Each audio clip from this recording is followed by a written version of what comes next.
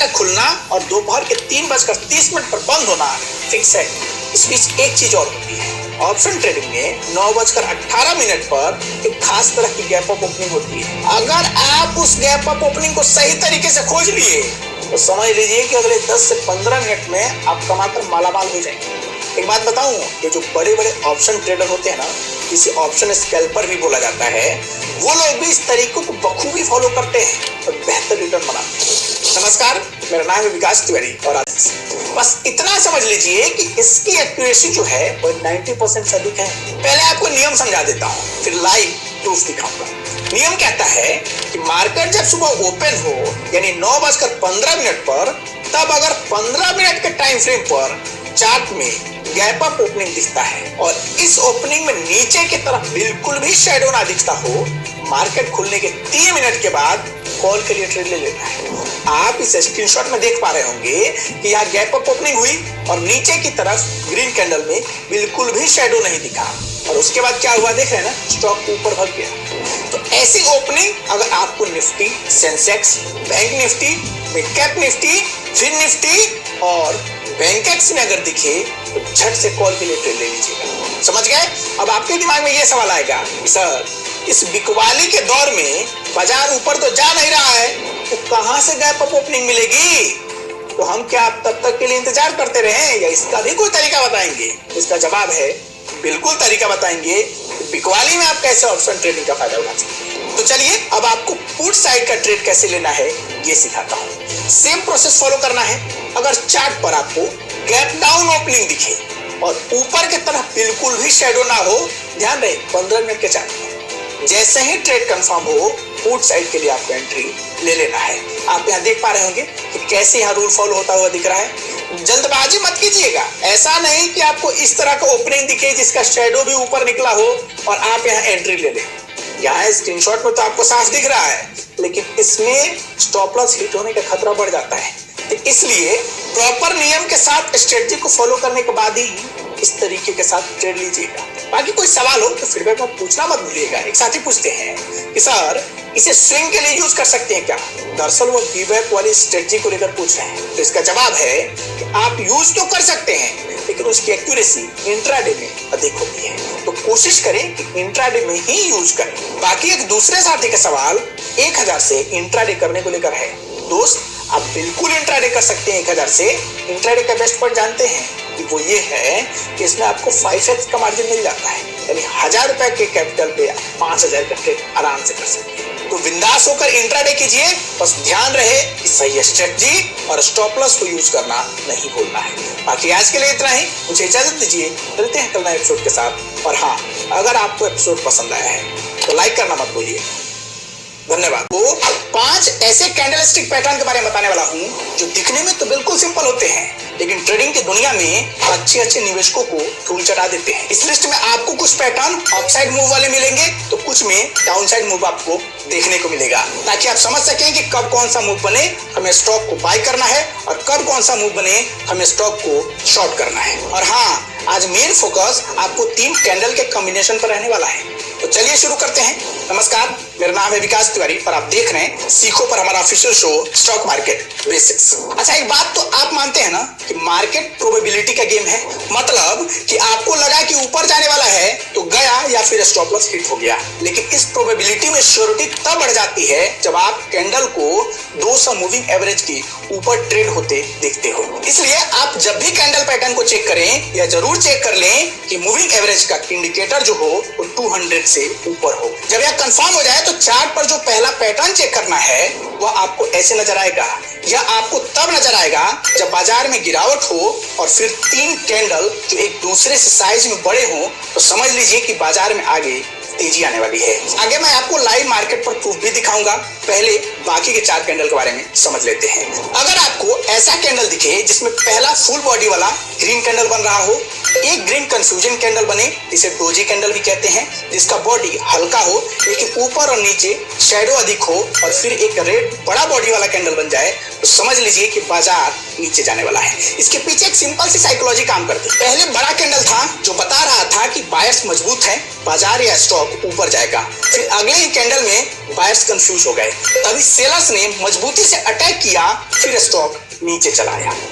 और आप तो जानते ही हैं कि युद्ध का मैदान हो या बाजार का, सावधानी हटी दुर्घटना घटी। मैं आपको लाइव प्रूफ दिखा देता हूं। ये देखिए, बड़ी बॉडी वाला ग्रीन कैंडल बना, फिर एक छोटा सा कंफ्यूजिंग यानी डोजी कैंडल बना ग्रीन में, और उसके बाद एक बड़ा बॉडी वाला रेड कैंडल बन गया जिसे बेयरिश कैंडल भी कहते हैं। फिर जैसा कि हमने बताया था कि बाजार नीचे जाएगा यानी स्टॉक में गिरावट आएगी, आप खुद देख लीजिए आगे क्या हुआ। सेम ऐसा ही कुछ पैटर्न बुलिश ट्रेंड से पहले भी बनता है, बस थोड़ा सा इसमें अंतर होता है। अंतर ये होता है कि इसमें पहले एक बेयरिश कैंडल बनता है, फिर अगले दिन कंफ्यूजिंग कैंडल यानी डोजी कैंडल बनता है, और उसके बाद एक बुलिश ग्रीन कैंडल बन जाता है। और जब ऐसा हो तो समझ लीजिए कि स्टॉक में तेजी आने वाली है। फोर्थ नंबर पर जो कैंडल पैटर्न हमारे लिस्ट में है उसके मुताबिक अगर 3 candle back to back red बन रहे हों और तीनों का साइज कंटिन्यूअसली बढ़ रहा हो, समझ लीजिए कि सेलर्स की संख्या में तेजी आ रही है, तो स्टॉक और नीचे जा सकता है। और यदि स्टॉक में 3 कैंडल बनता है और बीच में इन्वर्टेड हैमर लग जाता है और लास्ट वाले में एक बढ़िया कैंडल बन जाता है जिसका शैडो अधिक ना हो, फुल बॉडी हो, तो समझ लीजिए कि स्टॉक में तेजी आ सकती है। तो ये 5 कैंडल पैटर्न ध्यान से याद कर लीजिएगा।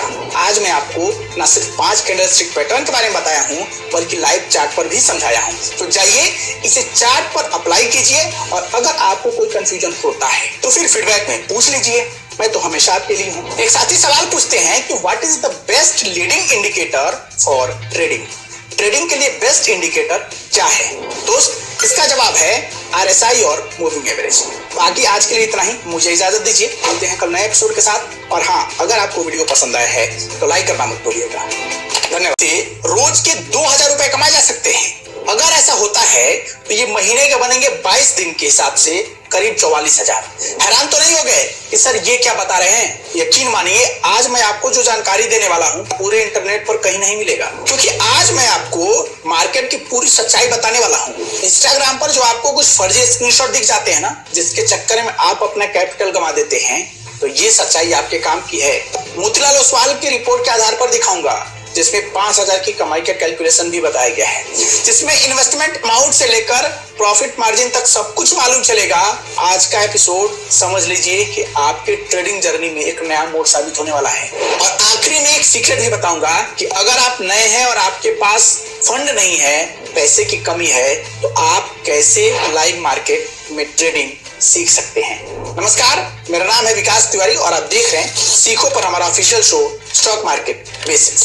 देखिए, बाजार से पैसा कमाना जितना आपको आसान दिखता है उतना है नहीं। 2-4 वीडियो देखकर जो आप समझने लगते हैं कि हाँ अब हम पैसा कमा सकते हैं, लेकिन अगर आप उसके साथ स्ट्रेटजी सीख लेते हैं अच्छी, तब मुश्किल नहीं है बाजार से पैसा कमा पाना। अब यहाँ सवाल यह है कि अच्छी स्ट्रेटजी कहाँ मिलेगी, वो अभी बताऊंगा। पहले थोड़ा कैलकुलेशन समझा देता हूँ। देखिए, एक बात तो आप जानते हैं कि मार्केट से रेगुलर कमाई के लिए, रेगुलर इनकम के लिए आपको इंट्राडे ट्रेडिंग करनी होती है। ऑप्शन से भी कमाई होती है, लेकिन वो रिस्की होता है, तो आज मैं उस पर बात नहीं करूंगा। आज मैं सिर्फ इंट्राडे पर बात करूंगा। तो देखिए, इंट्राडे में ट्रेडिंग के लिए आपको 1:3 का रिस्क रिवार्ड रेशियो फॉलो करना होता है। आप चाहें तो 1:2 का भी फॉलो कर सकते हैं, लेकिन जो आइडियल कंडीशन होता है उसमें 1:3 का रिस्क रिवार्ड रेशियो फॉलो किया जाता है। अब ये 1:3 होता क्या है? इसका मतलब ये होता है कि 1000 के नुकसान पर 3000 का प्रॉफिट। ये हो गया इस रूल का मतलब। इस हिसाब से देखें तो अगर आप लगातार मान लीजिए 22 दिन तक ट्रेडिंग करते हैं और आपको 11 दिन स्टॉप लॉस हिट हो जाता है, यानी 11 दिन आपको नुकसान होता है और 11 दिन आप प्रॉफिट में होते हैं। ये मैं सिर्फ आपको एग्जांपल बता रहा हूं। कोई भी स्ट्रेटजी मिनिमम 60 से 70% की एक्यूरेसी के साथ होती है अगर वह जेन्युइन स्ट्रेटजी है। यानी महीने का आधा जो समय है वो प्रॉफिट में हो और आधा लॉस में हो, तो 11,000 के लॉस पर आपका 33,000 का प्रॉफिट होगा। इसमें से अगर आप नेट प्रॉफिट निकाल देंगे तो नेट प्रॉफिट आपका बनेगा कितना? 22,000 रुपए, क्योंकि 33 में से 11 माइनस कर दीजिए। और जैसा कि आप जानते हैं कि इंट्राडे में 5x की मार्जिन मिल जाती है। अगर आपके पास 20,000 का कैपिटल है तो आप आराम से 1 लाख रुपए का ट्रेड हर रोज कर सकते हैं। तो इस हिसाब से आप महीने के 22,000 बनाएंगे, लेकिन अगर आपको 44,000 चाहिए यानी रोज की 2,000 की कमाई चाहिए तो आपके पास 40,000 का कैपिटल मोटा मोटी होना चाहिए।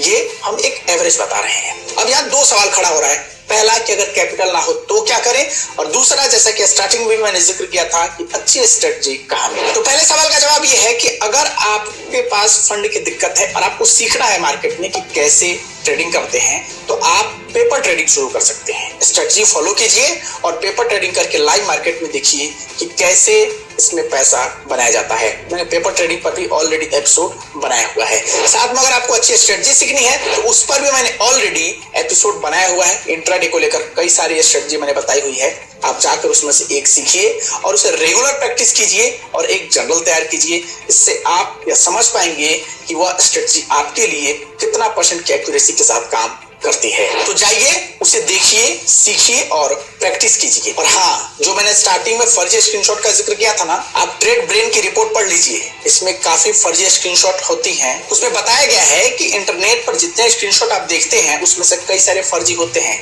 व्यूज और फॉलोअर्स के चक्कर में ये सारे फर्जी स्क्रीनशॉट दिखाए जाते हैं। तो आपको इसके चक्कर में नहीं पड़ना है, खुद से पहले सीखिए फिर ट्रेड करना शुरू कीजिएगा। बाकी अगर कोई कंफ्यूजन होता है ट्रेडिंग के वक्त तो आप फीडबैक में अपना सवाल पूछ लीजिए।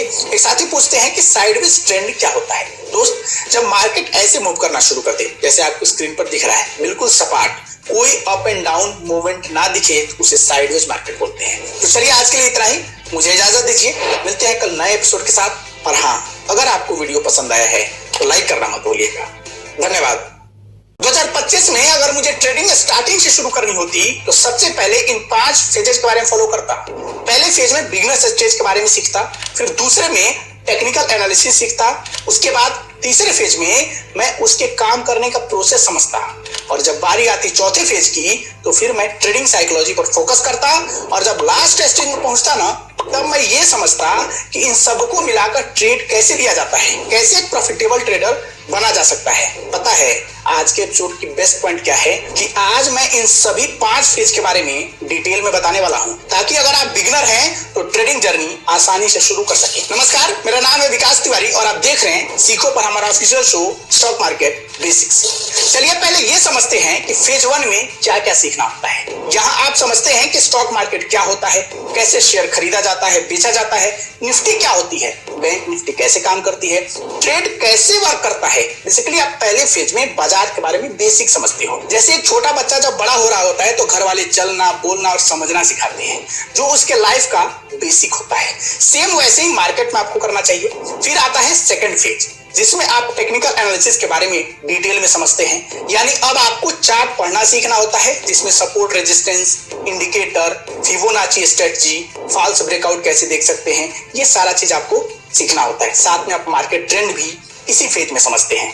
एक बार जब आप इन दोनों फेज को समझ लें तो फिर बारी आती है तीसरे फेज की, जहां हमें risk management, money management, risk reward ratio, positional sizing क्या होता है इसके बारे में डिटेल में समझना होता है। यानी आपको कितना और कब, कितने दिन के लिए होल्ड करना है और स्टॉक को कब बेच देना है, यह सब डिटेल में समझना होता है। क्योंकि यह आपको एक नियम में बांध देता है कि कितना में हमें प्रॉफिट बनाना है और कितना से अधिक हमें लॉस नहीं लेना है। बिना इसे सीखे जो ट्रेड करते हैं ना, कई बार वो अपना पूरा कैपिटल गंवा देते हैं। तो आपको ऐसा नहीं करना है। एक बार जब यह हम सब समझ लेते हैं फिर हमारा फोकस चौथे फेज पर चला जाता है, जहां हमें यह सीखना होता है कि साइकोलॉजी इस पर कैसे काम करता है। क्योंकि ट्रेडिंग साइकोलॉजी ही वो जरिया है जिससे आप मार्केट का फियर, ग्रीड और फोमो से खुद को डील करने के लायक बना पाते हो। मान लीजिए बाजार में कभी भयंकर गिरावट होने लगी तो आपको उस सिचुएशन में क्या करना है, यानी राइट टाइम पर राइट डिसीजन कैसे ले सकते हैं, यह बिना अपने ट्रेडिंग साइकोलॉजी को स्ट्रॉन्ग किए मार्केट में आप नहीं कर सकते हैं। एंड लास्ट और सबसे जरूरी पॉइंट बूस्टर फेज है। इसमें आपको जो अलग अलग फेज में सीखा है ना, यानी शुरुआती के 4 फेज में जो आपने सीखा हुआ है उसे एक साथ मिलाकर और थोड़ा सा अपना एक्सपीरियंस ऐड कर एक यूनिक स्ट्रेटजी बिल्ड कैसे करते हैं यह सीखना होता है। फिर आती है ट्रेडिंग में असली जान, और फिर आप धीरे धीरे बाजार में कंटिन्यूअस पैसा बनाना शुरू कर देते हो। फीडबैक में आप बताइएगा कि आप किस फेज में हैं। और सबसे जरूरी पॉइंट कि मैंने इसमें से कई सारे टॉपिक पर शो भी सेपरेट बनाया हुआ है, आप जाकर उसे ऐप में देख सकते हैं और सीख सकते हैं। बाकी कोई सवाल है तो फीडबैक में पूछिए। एक साथी पूछते हैं कि टाइम फ्रेम क्या होता है। मित्र, टाइम फ्रेम जो होता है वो चार्ट में उस टाइम पीरियड में हुई बाई और सेल के बीच की डिटेल को दिखाता है। जैसे 5 मिनट के टाइम फ्रेम का कैंडल है, कैंडल ग्रीन है, मतलब इस 5 मिनट में बायर्स अधिक स्ट्रॉन्ग थे। बाकी आज के लिए इतना ही, मुझे इजाजत दीजिए, मिलते हैं कल नए एपिसोड के साथ। और हाँ, अगर आपको वीडियो पसंद आया है तो लाइक करना मत भूलिएगा। धन्यवाद। वीडियो पसंद आ रही है तो लाइक कर दें, चैनल पर नए हो तो सब्सक्राइब कर लेना। चलिए आज के लिए इतना ही, तब तक जय हिंद।